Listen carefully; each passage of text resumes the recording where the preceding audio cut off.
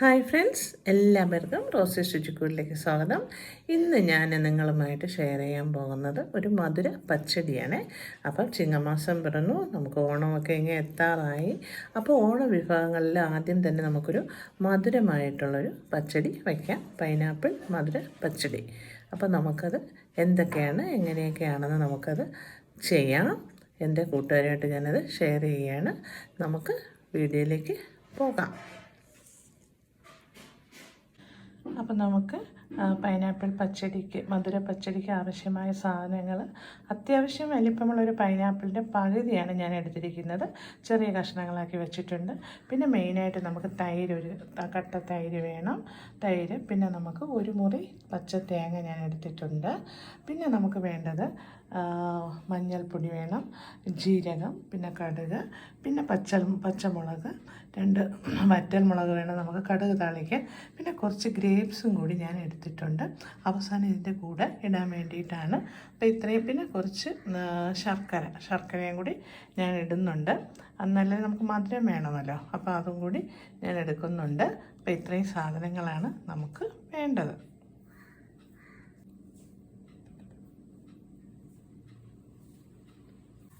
അപ്പോൾ ഞാൻ ചട്ടി അടുപ്പത്ത് വെച്ച് പൈനാപ്പിൾ കഷ്ണങ്ങൾ ഇട്ട് കൊടുത്തിട്ടുണ്ട്, പച്ചമുളകും ഇട്ട്. ഇനി അതിൽ കുറച്ച് വെള്ളം കൂടി ഒഴിച്ച് നമുക്ക് മഞ്ഞൾപ്പൊടിയും ഉപ്പും കൂടെ ഇട്ട് വേവിക്കാം. അപ്പോൾ ഞാൻ കുറച്ച് വെള്ളം ഒഴിച്ച് കൊടുത്തു. അതോടൊപ്പം തന്നെ കുറച്ച് മഞ്ഞൾപ്പൊടിയും ഇട്ട് കൊടുക്കുന്നതാണ്. പിന്നെ നമുക്ക് കുറച്ച് ഉപ്പും കൂടി ഇട്ടിട്ട് നമുക്ക് വേവിക്കാം. വെന്ത് കഴിഞ്ഞതിന് ശേഷം നമുക്ക് തേങ്ങയുടെ അരപ്പ് അരച്ച് തിളപ്പിച്ചതിന് ശേഷം നമുക്ക് തൈരും ശർക്കരയും എല്ലാം കൂടി നമുക്ക് എടുക്കാം. അപ്പോൾ ആദ്യം ഇത് വെന്ത് വരട്ടെ. മൂടി വെച്ച് വേവിക്കാം. മധുരപ്പച്ചടി വെന്ത് വരുന്നുണ്ട്. ഏകദേശം പകുതി വേഗമായി. കുറച്ചുകൂടി വറ്റിയതിന് ശേഷം നമുക്ക് തേങ്ങ അരച്ചത് ഒഴിച്ചു കൊടുക്കാം. പിന്നെ ജീരകവും കൂടെ ചേർത്ത് കൊടുക്കണം. അപ്പോൾ പൈനാപ്പിൾ ഏകദേശം വെന്ത് വന്നിട്ടുണ്ട്. ഇനി നമുക്ക് തേങ്ങ അരച്ചത് ഒഴിച്ചു കൊടുക്കാം. തേങ്ങ അരച്ചത് ഒഴിച്ചു കൊടുക്കാണ്. കുറച്ച് അതിൽ വേഗണം. തേങ്ങ ഒന്ന് വെന്ത് വരട്ടെ.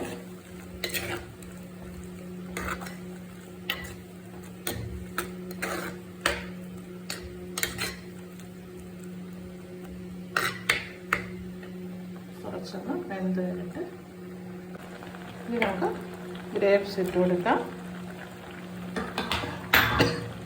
ഗ്രേപ്സ് ഇട്ടിട്ട് നമ്മൾ അധികം ഉടച്ചെടുക്കത്തില്ലേ, അങ്ങനെ തന്നെ കിടക്കണം.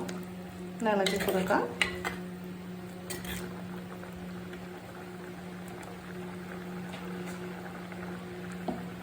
കുറച്ച് ജീരകം ഇട്ട് കൊടുക്കാം.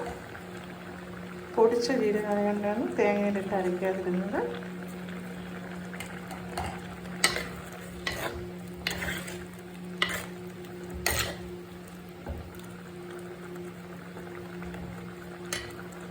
ശർക്കര ഇട്ട് കൊടുക്കാം. ചിലർ പഞ്ചസാര ഇടും കേട്ടോ.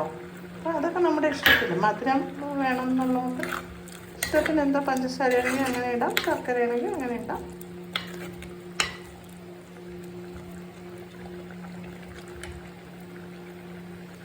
ഇനി നമുക്ക് ഓഫ് ചെയ്ത് ഒരു 5 മിനിറ്റ് ഒന്ന് ആവിയൊക്കെ പോയതിന് ശേഷം നമുക്ക് തൈര് ഒഴിച്ചു കൊടുക്കാം. ഞാൻ ഓഫ് ചെയ്ത് വെക്കുകയാണ്.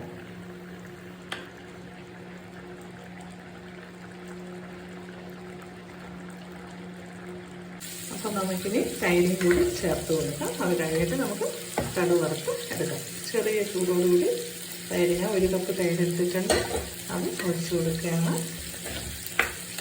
നമുക്ക് കടുക് കൂടി ചെറിയ ചൂടാക്കി എടുക്കണം. തീ പോയി ചെറുതായിട്ടൊന്ന് ചൂടാക്കി നമുക്ക് എടുക്കണം.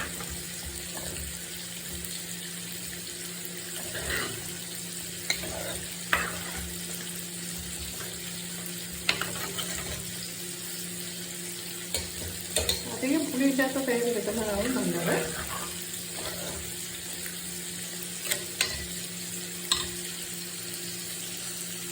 അപ്പോൾ നമുക്കിനി കടുക് കൂടി താളിച്ചൊഴിക്കാം.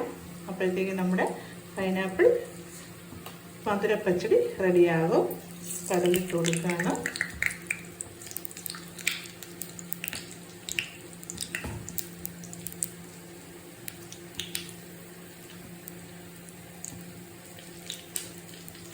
കുറച്ച് കോലത്തൊലിയും കിട്ടിയിട്ടുണ്ട്, അതും കൂടി ഞാൻ ഫ്രൈ ആക്കുകയാണ്.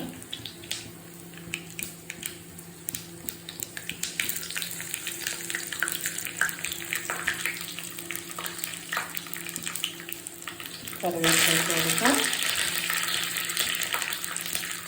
തീ ഓഫാക്കാം. അത് പച്ചടിയിലോട്ട് ഒഴിച്ചു കൊടുക്കാം.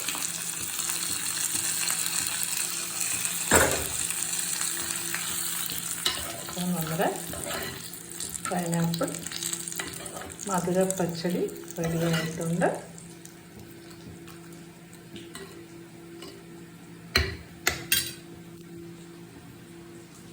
കുറച്ച് അടച്ചു വയ്ക്കും. അപ്പോൾ നമ്മുടെ സൂപ്പറായിട്ടുള്ള മധുരപ്പച്ചടി ഇവിടെ റെഡി ആയിട്ടുണ്ട്. ഇതിനോടൊപ്പം തന്നെ ഞാൻ കുറച്ച് വലിയ കോന്നത്തൊലി കിട്ടി അതും വറുത്തെടുത്തിട്ടുണ്ട്. അപ്പോൾ നമുക്ക് ഇന്നത്തെ ഉച്ചയൂണിന് എന്തൊക്കെയാണ് വിഭവങ്ങളെന്ന് നോക്കാം. അപ്പോൾ ഞാൻ ഇന്നത്തെ ഉച്ചയൂണിന് എടുത്തിരിക്കുന്നത് ചോറെടുത്തു, പിന്നെ തീയലാണ്. നമ്മൾ മുരിങ്ങക്കായും ചെറിയ ഉള്ളിയും വെള്ളരിക്കയും എല്ലാം കൂടിയിട്ട് വറുത്തരച്ച തീയലാണ്. അതെടുത്തിട്ടുണ്ട്. പപ്പടമുണ്ട്, നാരങ്ങ അച്ചാർ, പിന്നെ നമ്മുടെ ഹൈലൈറ്റ് എന്ന് പറയുന്നത് നമ്മുടെ മധുരപ്പച്ചടി തന്നെയാണ്, പൈനാപ്പിൾ, പിന്നെ അതിൻ്റെ കൂടെ നെത്തോലി വറുത്തതും. ഇതാണ് ഇന്നത്തെ ഉച്ചയൂണ് വിഭവങ്ങൾ. എന്തായാലും എല്ലാവരും പൈനാപ്പിൾ പച്ചടി ചെയ്ത് നോക്കണം. അടുത്തൊരു റെസിപ്പിയുമായി കാണുന്നത് വരേക്കും tata, bye bye, see U.